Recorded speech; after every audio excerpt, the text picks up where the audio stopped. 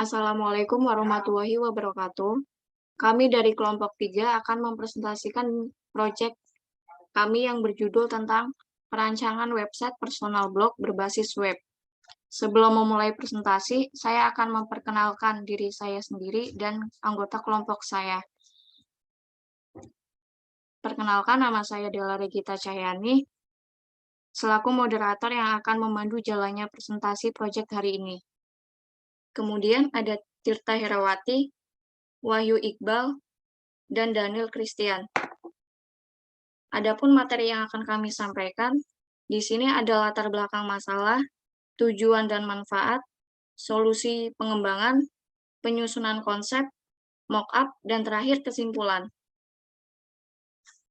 Materi awal ada latar belakang masalah. Masyarakat yang haus akan informasi tentunya setiap saat membutuhkan media untuk mengakses berita yang diinginkan. Kebutuhan informasi makin mudah didapatkan dimanapun dan kapanpun.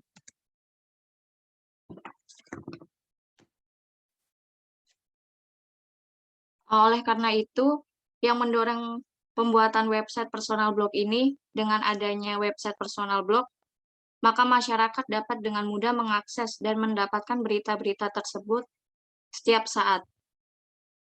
Kemudian di sini ada tujuan dan manfaat.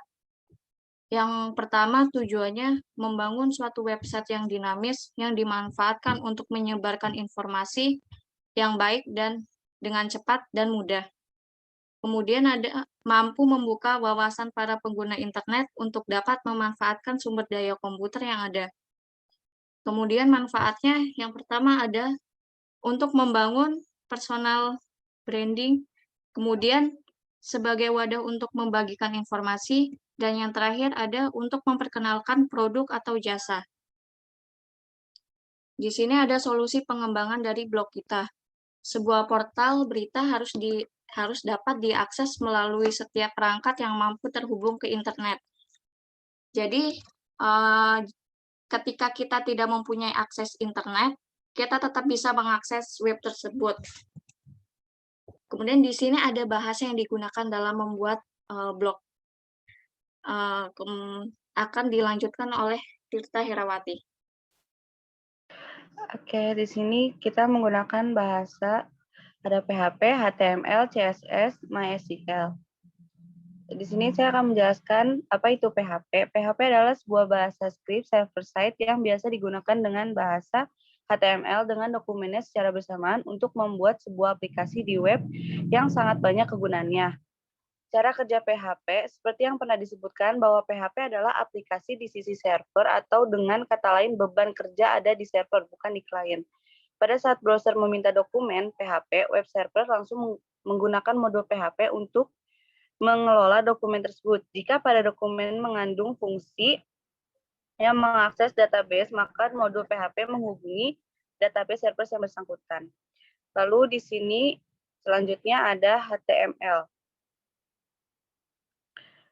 HTML adalah sebuah bahasa yang digunakan untuk membuat sebuah halaman web, menampilkan berbagai informasi di dalam sebuah penjelajahan web internet dan performatan hypertext sederhana yang ditulis dalam berkas format ASCII agar dapat menghasilkan tampilan wujud yang terintegrasi.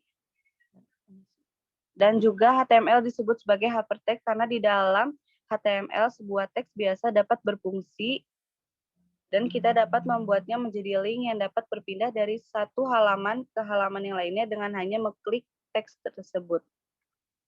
Kemampuan inilah yang dinamakan dengan hypertext, walaupun data implementasinya tidak hanya teks yang dapat dijadikan link. Selanjutnya ada fungsi HTML, yaitu mengintegrasi gambar dengan tulisan, mengintegrasi berkas suara dan rekaman gambar hidup, membuat form interaktif, membuat halaman web, menampilkan berbagai informasi di dalam sebuah browser internet, membuat link. Selanjutnya ada CSS dan MySQL yang akan dilanjutkan oleh Daniel. Oke, terima kasih. Kita juga menggunakan bahasa CSS. Nah, CSS itu adalah salah satu pemrograman web yang digunakan untuk mengendalikan beberapa komponen dalam sebuah web sehingga akan terlihat lebih terstruktur. Nah, sifat CSS itu punya dua sifat. Pilih internal ini di script akan dimasukkan secara langsung ke dalam halaman website yang akan didesain. Kalau kita pilih yang eksternal, di mana script CSS akan dipisahkan dan diletakkan ke dalam berkas khusus. Nah, yang kedua ada MySQL. MySQL ini banyak digunakan saat ini dalam pembuatan aplikasi berbasis website. MySQL dibagi menjadi dua lisensi. Yang pertama adalah free software, di mana perangkat lunak dapat diakses oleh siapa saja. Dan yang kedua adalah shareware, di mana perangkat lunak berpemilik memiliki batasan dalam penggunanya. Secara garis besar, fungsi dari MySQL adalah untuk membuat dan mengelola database pada sisi server yang membuat berbagai informasi dengan memakai bahasa SQL. Untuk selanjutnya, kita ada desain mockup yang akan dilanjutkan oleh Pak Wahyu Iqbal Efriansyah. Berikut saya jelaskan untuk penyusunan konsep dan mockup. Berikut ini contoh mockup yang akan kami gunakan untuk website kami. Yang pertama adalah laman login untuk admin. Yang kedua adalah list beberapa blog atau news yang kami tampilkan. Yang ketiga adalah navbar. Yang keempat adalah blog atau berita detailnya. Lanjut. Kurang lebih untuk tampilan login admin seperti ini. Kita menggunakan username, password, login, forgot, seperti biasa. Lanjut.